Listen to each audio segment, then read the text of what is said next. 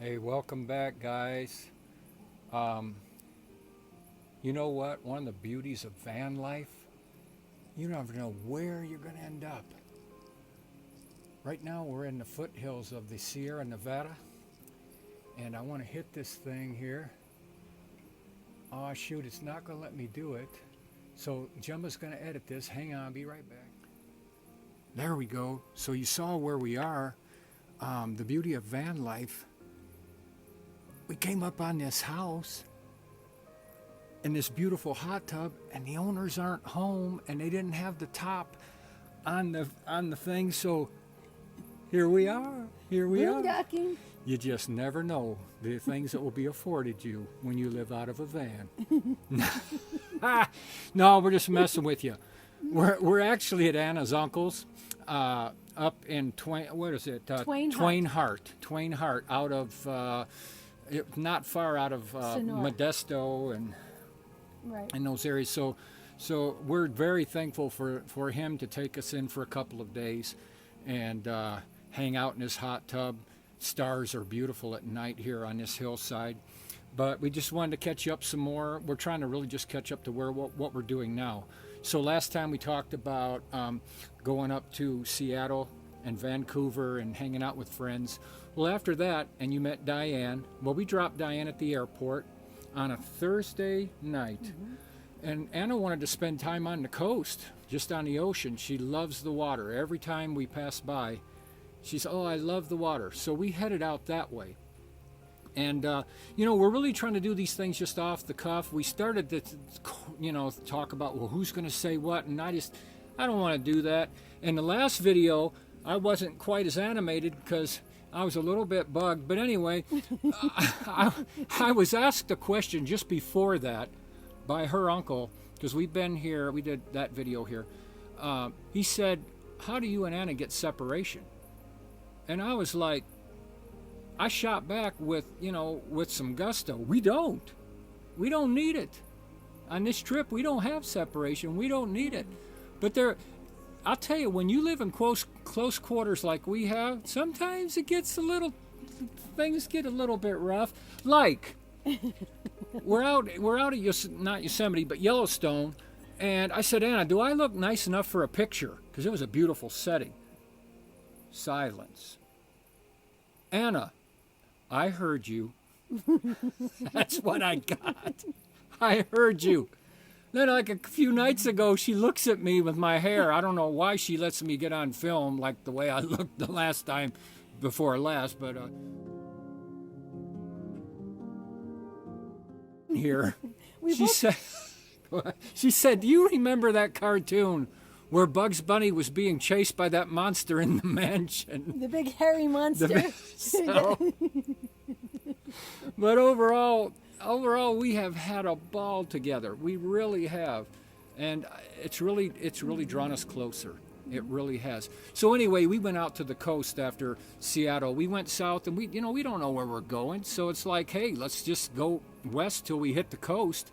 So we actually came out on Wallapa Bay in a little town called Tokeland. And the reason I went there is because I had read online that casinos will let you park in their parking lot. And by the way, guys, we still under $100 for room and board. And some of you will say, yeah, because you're freeloading off your uncle sitting in his hot tub. It's like, yeah, we're doing a little of that. But so far, things are good here. We haven't been kicked out, and we head out tomorrow. But so we went out there just to stay in that casino parking lot. And we went across the street to a restaurant. There wasn't much out in that little area. But what we had noticed driving around was Cranberry Road, Cranberry Museum, Cranberry this, Cranberry Beach. Cranberry Beach. We went to Cranberry Beach earlier that day. So we got into the restaurant, and Anna said, hey, what's up with the cranberry stuff? And it's like, we were in an area where there's all these cranberry farmers, and we are right in the harvest season for cranberries. Ocean Spray's right up the road. And so by going, we actually went to a museum, the Cranberry Museum. We went up and thought, well, let's do it. Hey, that's what you do when you've got 2 months on the road. You can do things like that. So we go up to this little Cranberry Museum and look. Anna's like, is it open? It looks like it's closed. I don't know. and an old guy walks out of another big garage building, says, "Yeah, that's my wife, and she'll be back, and then she'll open the museum. Come on back, I'll show you what I'm doing." And we heard that he really doesn't do that. And come to find out, this guy's 87 years old, and he builds the harvest machine for cranberries, for dry harvest. It's called a Furford. There are 700 or less in the world. He still builds them and repairs them. And you're going to get to see video of that. So he took us back and showed us. And really, when you travel, I've said it before, try to stop and meet the people and just hang out. It just endears you to an area more than just driving through, snapping pictures, and say we've been there. So we hung out with him, and his wife took us through a museum that involved more than just cranberries. It involved so much, but she was, in her low 80s? And she's like, I got to give this up. I want the city to take it. But very nice. We just loved it. And then we drove out through the cranberry bogs and actually watched them harvest. And a lot of their harvesting there was not the wet harvest like you see on an Ocean Spray commercial where all the little cranberries are floating in the water. That is a wet harvest, and that has its place, but a lot of this was dry harvest. So we hung out on the coast, and then we loved it so much, I said, Anna, we've got to go south anyway. Let's go along the coast. Let's go the whole Oregon coast and just ride along and enjoy the beaches. And guys, I'll tell you, the beaches of The ocean views unreal. of Oregon are truly magnificent. And people who know me know I don't lie, and I try not to exaggerate, but I can tell you that being on the coast, I don't have words to describe the feeling of the beauty and just the peace of walking on the coast. But let Anna tell you more about that. Well, basically every single beach, and seems to be a poster card. Yep. They're just beautiful. The water is blue and rich, and you can get down to most of them because, as my uncle was explaining to us, a lot of Oregon's seashore is public land. So many of these you can get right out to and walk along. And of course, we went to Cannon Beach because that was really special to us because 27 and a half years ago, we had our honeymoon in Oregon. And we went to Cannon Beach and we took pictures. So, and we drew in the sand and everything. So we did it again. We did it again. And Hey, you young people watching, listen. Time flies. Time flies.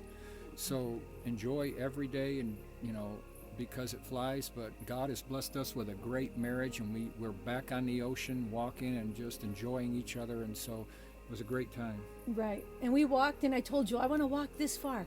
And granted, I realized after maybe walking another mile and a half. Yeah, she past said, that I point- want to go to those rocks out there. It's like, do you realize how far those rocks are? Those are I had big not rocks. realized how far those rocks were. So, needless to say, we did about three miles that day, 3 to 4 miles, and it was just breathtaking. It was beautiful. And then we went to one place, and you could actually see the seals out there bouncing around. And so, we had soup, and we had our little stove. Yeah, we so, pull on a pull off there and just set the stove up beside the car, heat our water, sit out there and have our prayer time and have our breakfast. and have our lunch. And it was lunch. like, and he would send the girls pictures and say, this is our dining room. It was Yeah. just magnificent. It was very romantic. It was beautiful all around, and I highly recommend it. So we actually spent like 3 days going along Oregon. When we came into Oregon, the town of Astoria is very cool. I don't know if anybody ever watched the Goonies. Some of you older cats might remember the Goonies, but we pulled into Astoria, and I love to just go into a town and get a feel for it. Like, we can't just pass through this town. We have to get out. Let's get out and mingle around, mess around. Well, they had a market going on there. They have it every weekend, outdoor market with crafts and food and everything. So we said, let's get out. Let's just walk it, and ended up getting some good food and walking around, and then headed out of Astoria and just headed down the coast for like 3 days, just taking our time. And if we saw a beautiful vista or a beautiful beach, we pulled off. Let's walk the beach. Let's relax. And 3 days, I say. It was more like 2. I Yeah, because the third day we came into California.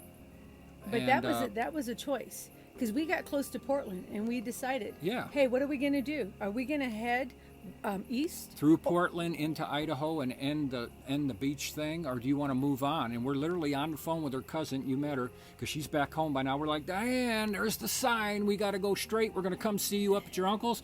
Or we're turning left and we're going out to Idaho and continue on our way, down to the desert. I passed it up. I passed up the exit, and off we went. And I don't this regret was it. great because I got to see my brother David and his wife Elizabeth and their kids. And we've seen them a couple of times this year, but it wasn't under the best circumstances because we had lost a sibling this year. And then we returned for a memorial, and everybody's super busy. But we got to be with David and Elizabeth and Jordan Jr., Gabby and Dominic and little Stasia in their normal element. And we had dinner with them, we hung out with them, and it was wonderful. And it now was a we've good spent visit. wonderful time with her uncle, who's an amazing guy. He's a nomad just like me, and he's given me all these maps. He's been through the Nevada desert. He knows about all the fresh hot springs that are just rugged hot springs, no pool-like effect. It's just the way God made it, and he's showing me all these things to go to. So we head out tomorrow, and Wait, that's I the didn't next get to step. say- But we she got- didn't get to say it. We also got to visit with some good friends who were in our wedding, and we were in theirs. Jeanette and Lincoln, guys. Oh, We love yeah. having you guys aboard. Watching. And you know what's cool about good friends? You may not see them for years, but when you sit down with them or go to talking, you can pick right up. Right. Well, then It's we just also beautiful. got to see my brother Donald. And see, Oh, dude, Donald, that was you have fun. to know Donald. Donald is naturally creative. He builds. He looks at something and he builds. Well, he kept questioning me about this van. It's getting dark. And dear. so we got to take him in the van. And he got to be in our van, and he's like, "This is so cool." And so You're going to and- meet him. We'll Yeah. make Gemma put a picture up. He's laying back in the van. He's like, dude. Well, he said after he had been in our van like 15 minutes, he said, "Whoa, you guys get to experience something that other people just don't. Homelessness." You're homeless on wheels. You're It's like, homeless on Thanks, wheels." bro. That's basically it. So it was good to visit with Donald. Donald, I love you. And you guys, Big time, big I'll time. tell you, it's been great visiting with family. I'm glad we took this detour So tomorrow, we head out. We head out to across Nevada. across the Sonora Pass, which is over 9,000 feet up with hairpin turns. And we've been up there once, and we didn't care for it. But hey, never give in to fear. And so we're going to do that. Head out through the desert. We'll let you know when we get there. Take care, guys. Bye, guys.